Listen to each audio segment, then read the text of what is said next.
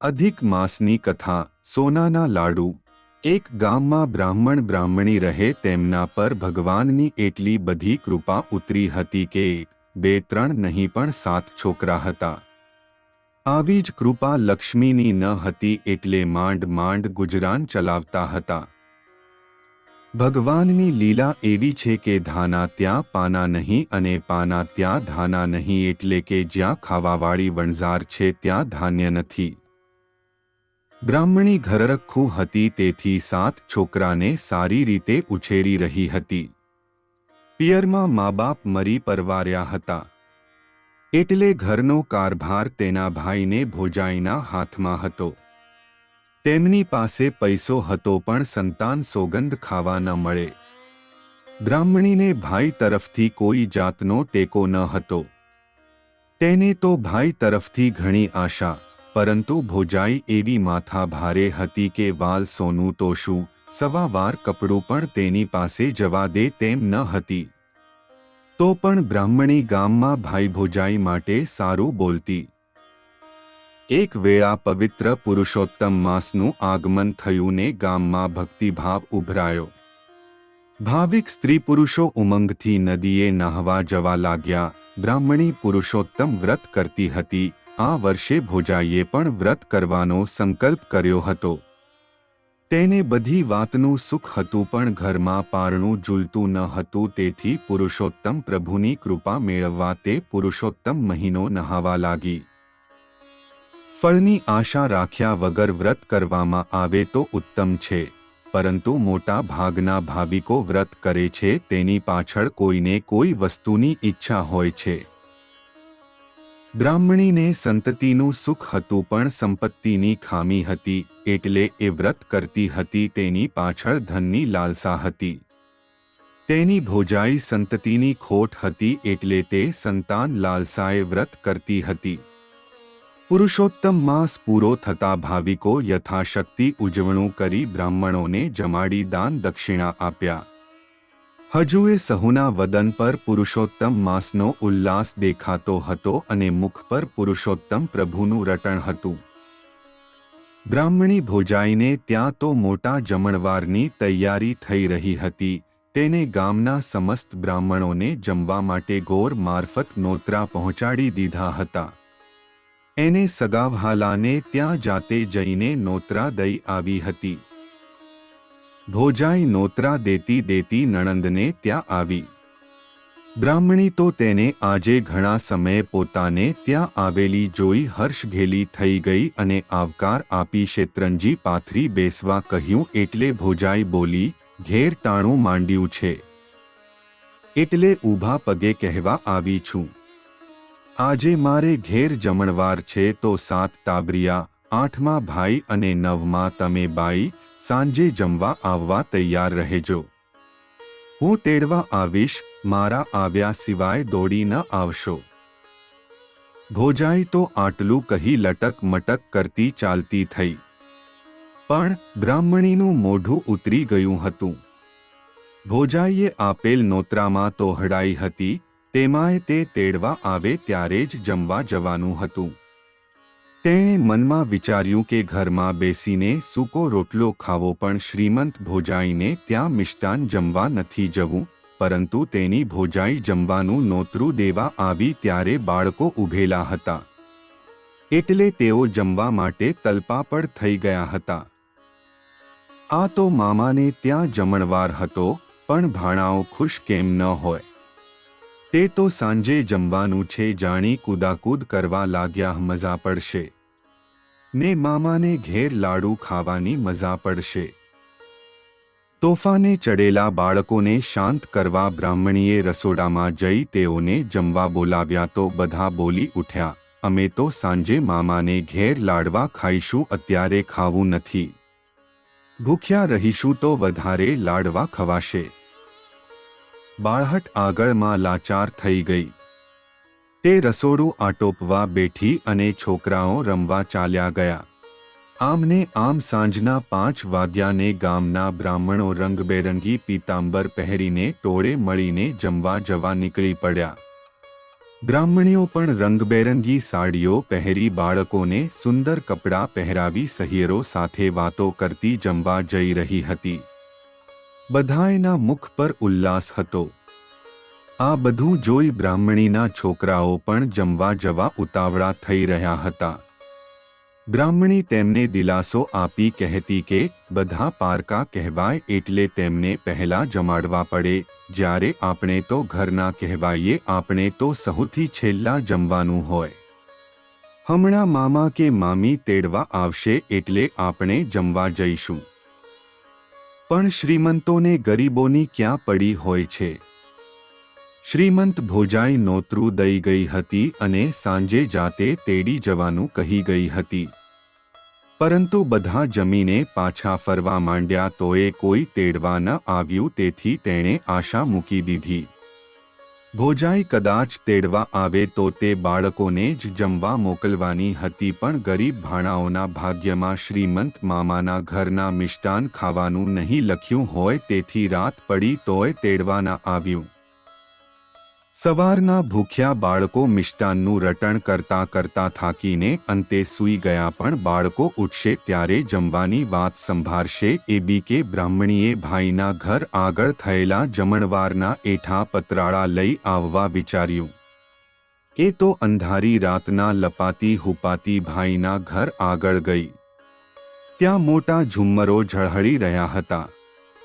તેના પ્રકાશમાં તેણે એક ખૂણમાં એઠા પતરાળાનો ઢગલો જોયો.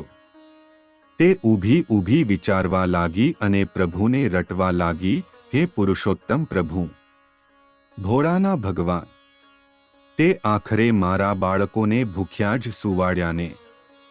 તારા રાજ્યમાં કોઈ ભૂખ્યું સૂઈ રહેતું નથી, તો મારા બાલુડાઓએ તારો શો અપરાધ કર્યો કે આજે તેઓ ટળવળીને ભૂખ્યા પેટે સૂઈ ગયા. પ્રભુ, ક્યાં સુધી એમને આમ રીબાવીશ? તો તારા રાજ્યમાં અંધેર નથી, માટે લાગે છે કે જે કંઈ થઈ રહ્યું છે તે અમારા ભલા માટે જ થઈ રહ્યું છે. આમ મનમાં વિચારતી બ્રાહ્મણીએ થોડાક પતરાળા એક લુગડામાં બાંધી દીધા અને તે લપાતી હુપાતી ઘેર આવી. ભાઈને ત્યાં બધા ધમાલમાં પડ્યા હતા, તેથી કોઈની નજર તેના પર પડી ન હતી. ઘેર આવીને બ્રાહ્મણીએ બધા પતરાળા છૂટા મૂક્યાને તેમાં એઠા વધેલા લાડવા તથા ભૂકો જુદા કાઢીને તેમાંથી સફાઈદાર લાડવા વાળી દીધા. તાજા જ લાડવા વાળ્યા હોય તેવા લાગતા હતા. પછી તેણે પતરાળાને ઢગલો એક ખૂણામાં કરી રાખ્યો. સવાર પડતા પહેલા બ્રાહ્મણી ઉઠીને દીવો પેટાવી પેલા પતરાળા ઉકરડે નાખી આવવાનો વિચાર કરી પતરાળાના ઢગલા આગળ આવી અને ત્યાંનો દેખાવ જોઈ આશ્ચર્યમાં પડી ગઈ. એવો ચમત્કાર બન્યો હતો કે રાતના તેણે ખૂણામાં જે ખાખરાના પતરાળા મૂક્યા હતા તે દિવસના પ્રકાશમાં સોનાના દેખાતા હતા. તે સોનાની જેમ ઝળહળી રહ્યા છે.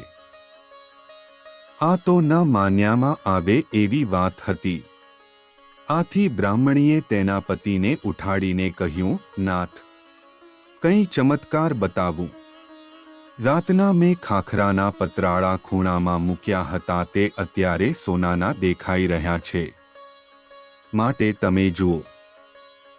બ્રાહ્મણ તો મનમાં તરંગો કરતો ખૂણા આગળ આવ્યો તો ત્યાં સાચે જ સોનાના પતરાળા પડ્યા હતા. તે તો હરખમાં આવીને કહેવા લાગ્યો, પુરુષોત્તમ ભગવાન જરૂર આપણા ઉપર પ્રસન્ન થયા લાગે છે. આપણે ભાવથી પુરુષોત્તમ વ્રત કરીએ છીએ તેનું આ ફળ છે. ખરેખર ભાવભરી ભક્તિ ફળ્યા વગર રહેતી નથી.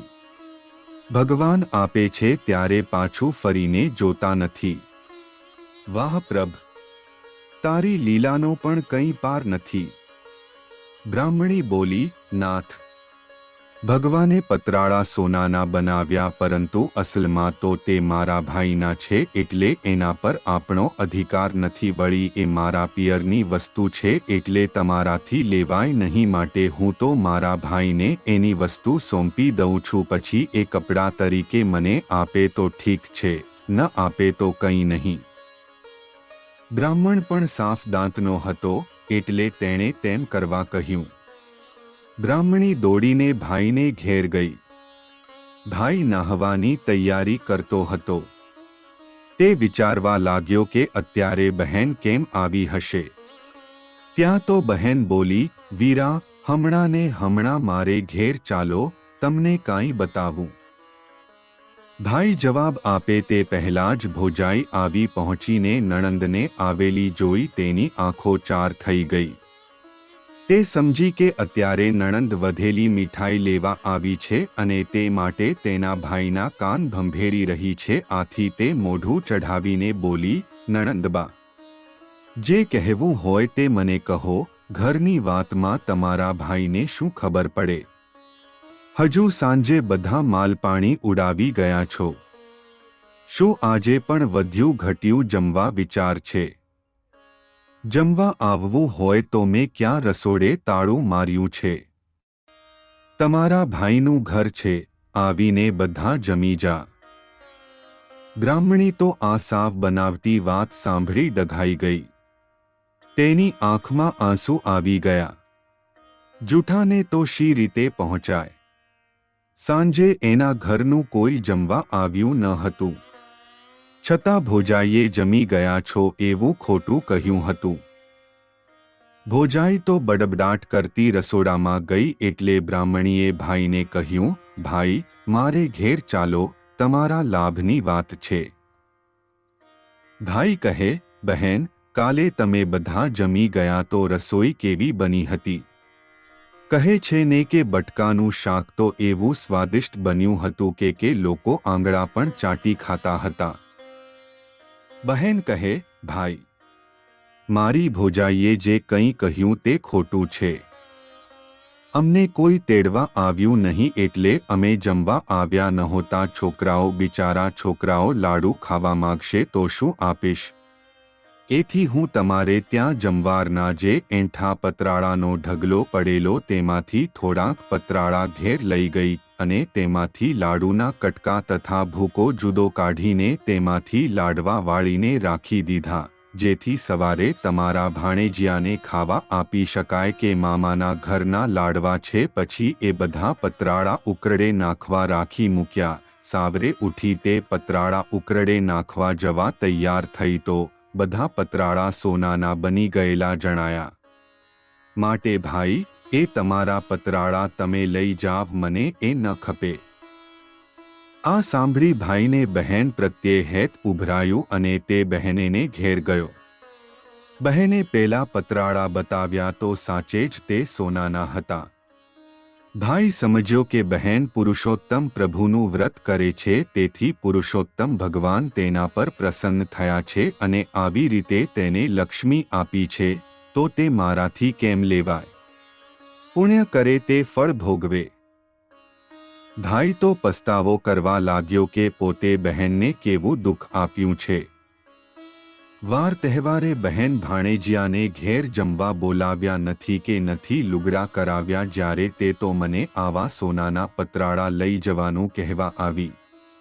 ધન્ય છે બહેન તારી લાગણીને, અને ધિક્કાર છે મારી પત્નીને કે જેણે નણંદ પ્રત્યે કોઈ દિવસ મમતા દાખવી નથી. વિચારમાં ભાઈને યાદ આવ્યું અને તે બહેનને કહેવા લાગ્યો, બહેન, સોનાના પતરાળા તારા છે, તેને વેચવાથી એટલા બધા પૈસા આવશે કે તું બેઠા બેઠા ખાઈશ. તારા પુણ્ય પ્રતાપે ભગવાને તારી સામે જોયું છે તો તું ગામના બ્રાહ્મણોને જમાડ. તારા નોતરા ફરશે એટલે તારી ભાભીની મજા આવશે. પછી તો મારે ત્યાંના જમણવાર વખતે તારી ભાભીએ તારી સાથે જેવું વર્તન રાખ્યું હતું તેવું જ વર્તન તું તારે ત્યાંના જમણવાર વખતે તેની સાથે રાખજે. બહેન, એ તો થાય એવા થઈએ તો ગામ વચ્ચે રહીએ. બહેને ભાઈનું માન રાખ્યું અને તેમ કરવા વચન આપ્યું. ભાઈ હરખભેર પોતાના ઘેર ગયો અને બહેને સોનાના એક પતરાળાના કટકા કરી બધુંએ સોનું એક સોનીને વેચી દીધું. તેના 1.5 લાખ રૂપિયા આવ્યા. બ્રાહ્મણીને આ પુરુષોત્તમ ભગવાન ફળ્યા હતા. હવે તેના ઘરમાંથી દુઃખની છાયા હટી ગઈ હતી અને સુખનો સૂરજ ઉગ્યો હતો. બ્રાહ્મણીએ તેના પતિને બજારે મોકલી જમણવારની તમામ સામગ્રી મંગાવી અને આવતીકાલે સાંજે જમવાના નોતરા પણ બ્રાહ્મણોને મોકલી દીધા. ગામના લોકો તો ગરીબ બ્રાહ્મણને ત્યાં જમણવાર છે એ જાણી તર્ક વિતર્ક કરવા લાગ્યા હતા. બ્રાહ્મણીની ભોજાઈએ એ વાત જાણી ત્યારે તેણે તેના પતિને પૂછ્યું, સાંભળો છો, આ તમારી બહેન બ્રાહ્મણોને જમાડે છે, તો તેની પાસે ધન ક્યાંથી આવ્યું? બ્રાહ્મણીના ભાઈએ કહ્યું, એ બધા પુરુષોત્તમ ભગવાનના વ્રતનો પ્રભાવ છે. પ્રભુ તેના પર પ્રસન્ન થયા છે અને તેને આકસ્મિક ધન આપ્યું છે તો બ્રાહ્મણો જમાડે છે. આપણે ત્યાં નોતરું આવશે. આ વાત ચાલે છે.